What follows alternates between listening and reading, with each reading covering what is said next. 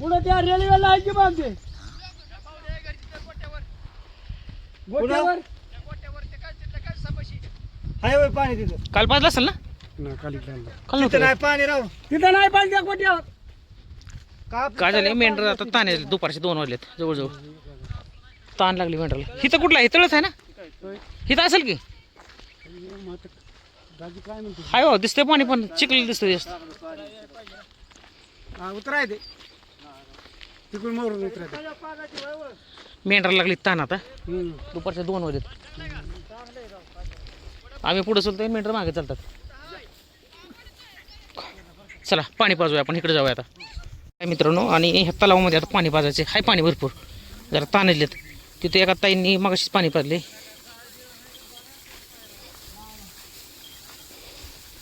चला आपण आता बघूया उतरू इथून जायचे ताणलेत मेंढर हा येईल की प्याला अलीकडनं हा येते प्याला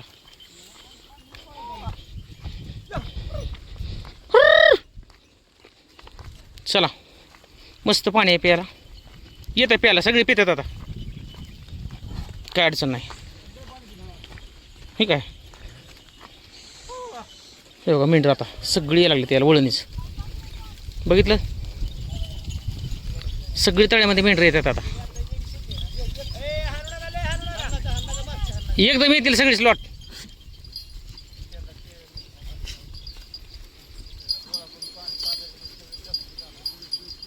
चला प्या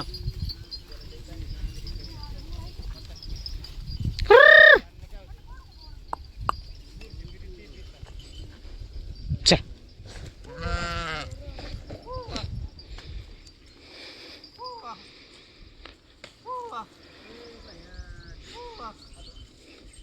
लागली प्यायला पाणी हे बघा बघितलं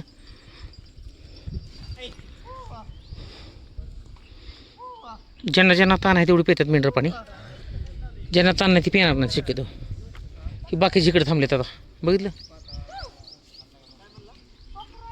हा तलाव आहे आणि ह्या तलावात आहे थोडंसं पाणी एक छोटासा तलाव आहे आपल्या शेतामध्ये बांधलेला त्या तलावात आलो पाणी पाजायला आम्ही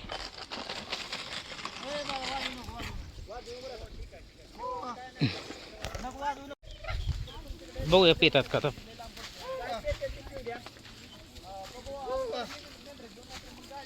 ठीक आहे ताण असल्यावर मनाने पळाले असते पाणी बघून सवय लागली पाठीमध्ये पाणी पियायचं असं झालंय वे पाठीतले पिची सवय राहिल्यामुळं असं लय पाणी पितात हे. डायरेक्ट पटांग असलं तरी हा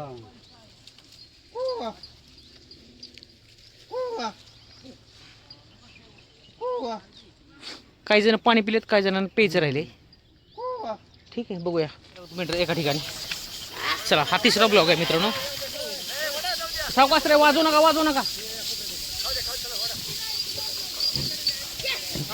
आता वर चालू आहे मी परत इकडं ए सावकाश पुढे जरा गर्दी ही आहे हा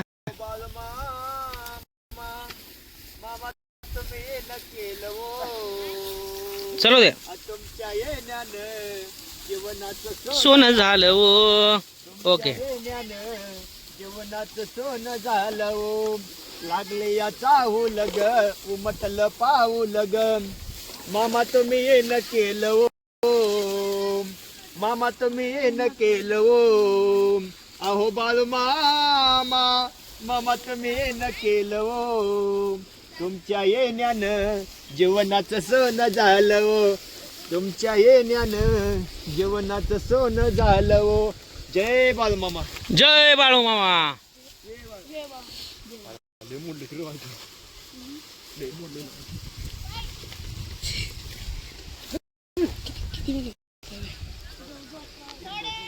चला तर मित्रांनो एक गावातून आता मेंढरे गेलेत बाळूमाची बघा इथून तर इथून गेले तर ह्याचं सुद्धा सोनं होणार 100%च हा गहू जरी आता तुम्हाला दिसत असेल खाली पडलाय तर जिथून बाळूमाची मेंढरे जातात तिथं सोनंच होते आता मेंढरे इकडे आलेत तिसरा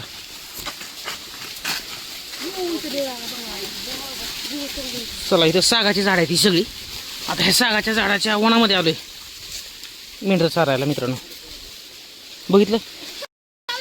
आता ह्याच्यामध्ये चाललंय आता चारायचं काम. ठीक आहे, हे सगळे बसले तिथं. मोठं वन आहे, सागाचं वन आहे. आणि ह्याच्यामध्ये मेंढ्यांले काय पानं खातात, काय थोडंसं आराम सावली उन्हाळा जरा जास्त करायचे त्याच्यामुळे आणले. थोडंसं इकडे आणलेत, जरा सावलीला बसवलेत मेंढर. थोडा वेळ सावली जरा ठेवली, ऊन पडले जरा जास्त. बाकीची मंडळी इकडे झोपलीत, आराम चाललाय जरा यांचा सगळ्यांचा.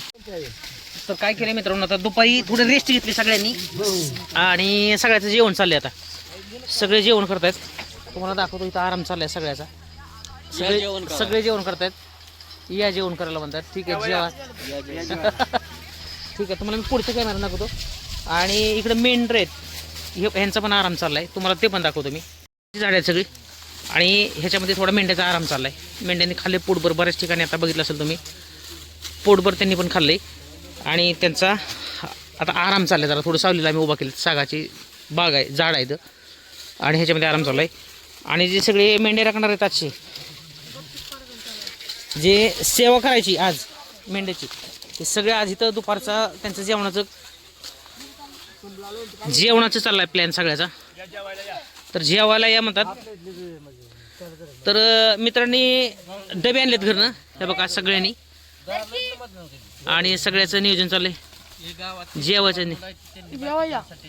हां, तर म्हणजे जे आपण म्हणतो ना मेंढपाळ खरे, तर हे बघा हे रेग्युलर मधले दररोजचे आहेत. हे तुमचं नाव सांगा दादा. आता दत्ता ज्ञानदेव दडस, दत्ता ज्ञानदेव दडस, मार्कडवाडी, माळशिरस तालुका, सोलापूर जिल्हा. सोलापूर जिल्हा त्यांचा आहे आणि माझा पण सोलापूर जिल्ह्याचा आहे, बार्शी तालुकाचा आहे. तुमचं गाव कुठलं आहे? गाराकोले, तालुका माडा, जिल्हा सोलापूर. वा बघा, हे बी सोलापूर म्हणजे आमच्याच जिल्ह्यातले निघलेत. आणि हे जे आहेत ना सगळे चिली पिली बारकी, ही सगळी बारामतीची कंपनी आहे. त्यांनी शाळेला सुट्टी मारली, पण ही मेंढ्या राखायला म्हणजे बाळूमामाची मेंढ्याची सेवा म्हणजेच बाळूमामाची सेवा असे होते. त्याचा अर्थ आहे. त्यामुळे सगळे झालेत. दादा तुम्ही कुठले हो? मगाशी नाव सांगितलं, मुराळी, बारामती तालुका, ते पण बारामतीच आहेत. आणि हे सगळेजण जेवण करतात, सगळ्याचे जेवण चाललेत. आता मी थोडंसं खातो, तुम्हाला दाखवतोय.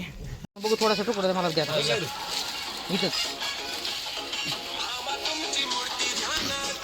हां, तर आता एकंदरीत जेवण चाललंय सगळ्याचं. मी पण थोडं खातोय, भूक नाही, मी पण खातोय. आता सगळे पाठीमागं जेवत आहेत. तर तुम्हाला दाखवतोय आता एकेकाचे चेहरे. आता एकदा सेल्फीमध्ये सगळ्याला घेतोय मी. हे बघा, हे सगळे दाखवतोय तुम्हाला हे. आणि मी पण जेवण करतो. आता चपाती, मुगाची भाजी, सुकी भाजी बनवली. मस्त वाटतं हां असं जेवायला, सगळं मिळून मिसळून. आणि हिरवगार सगळी पाठीमागे झाड आहेत, सागाच आहे नाही, सागाची झाड आहे, सागाची बाग आहे मोठी. आणि सगळे बसलो आम्ही अशा ठिकाणी बसलो, मस्त वाटते. सगळ्यांचे जेवण चाललेत. कांदा फिंदा खायला, कांदा आहे, सगळं आहे. आणि बाळूमामाचे मेंढ्या असल्यामुळे कुठले शेतकरी काय एवढं बोलत नाहीत, काय नाही. एखादा शेतकरीच फक्त थोडंसं बोलतो, नाहीतर बाकी जवळजवळ सगळे, मगाशी सांगितलं आपल्याला एक जणांना, सगळे शेतकरी जवळजवळ मदत करतात. पण एखादा शेतकरी थोडंसं जरा बोलतो, कशाला लावली, काय केली. तर असू द्या, काय अडचण नाही. उतरले बघा. बाळूमामाच्या कृपेनं काहीच कमी पडत नाही. हां, बाळूमामाच्या कृपेनं काहीच कमी पडत नाही, असं जवळजवळ सगळ्यांना अनुभवलेलं आहे. मेंढ्यासाठी बी चारा कमी पडत नाही आणि सेवा करणाऱ्यांसाठी बी काही कमी पडत नाही. आता जवळजवळ मेंढ्या बाळूमामाच्या किती टोटल 2,500 आसपास आहेत ना, 2-2,500 आहेत ना सगळा ग्रुप मिळून 3,000 2,500 ते 3,000 आसपास सगळ्या मेंढ्याचा ग्रुप आहे. 14 नंबर बघ्यात, 14 मध्ये 14 नंबर बघ्यात, 19 बघ्यात 85,000 बकरी टोटल 19 आहेत. हा, म्हणजे आता आज जो आम्ही राखायला आलोय तो 14 नंबरचा काय म्हणतात त्याला, बघा 14 नंबरचा बघा. म्हणजे आपल्या भाषेमध्ये जसे ग्रुप पाडले जातात असं म्हणलं जातं, तसं बघा म्हणजे त्या भाषेमध्ये क्रमांक दिलेला आहे त्यांनी. त्या जशी तुकाराम महाराजांची पालखी असते दिंडी क्रमांक, तसे बाळूमामाचे क्रमांक 14 आहे. तर बघा म्हणलं जाते. आणि हा 14 नंबरचा पालखी क्रमांक आहे. आणि मेंढ्या सगळ्या आज 14 नंबरचं, त्याच्यामध्ये काही ग्रुप आणखी ग्रुप पाडलेत, त्यातला आम्ही त्या ग्रुप बरोबर एक आहेत. आणि 14 नंबर पालखीचे कारभारी हल्लाप्पा सिद्धप्पा सोरनवर हे आहेत. हल्लाप्पा सिद्धप्पा सोरनवर. कारभारी कारभारी कारभारी म्हणजे काय नेमकं मला सांगा. म्हणजे सगळं बघायचं सगळं सगळं नियोजन सगळं त्यांनीच करायचं. सगळं नियोजन लावणार. 14 नंबर क्रमांक जे आहे त्याचं सगळं नियोजन त्यांच्याकडे राहतं. आज कुठं बसवायचे, 4 दिवसानंतर आता उद्या कुठं बसवायचे, हे सगळं नियोजन तेच करतात. असं म्हणजे आज समजा आपण कमी आता इथं- जास्त सगळ्या सेवकांचं पप्पूच्या गावातलं सगळं मिळून नेंबर. हा म्हणजे आता आज समजा आपण इथं आज नियोजन कुठे पप्पू चव्हाण जे आहेत आपले नगरसेवक तांदूळचे, हा पप्पू चव्हाण आपले साहेब जे आहेत नगरसेवक तांदूळचे, नियोजन त्यांच्याकडे होतं. 8 दिवस झाला त्याचे. त्यांच्या नियोजनात सगळं. आणि रात्री सुद्धा पालखी म्हणजे जी होती बाळूमामाची, त्या पालखीच्या स्वागत ह्याला आरतीसाठी आपले नगराध्यक्ष आले होते सचिन सातव साहेब, ते सुद्धा आले होते. आणि त्यांना मोठा मान मिळाला आहे आरतीचा.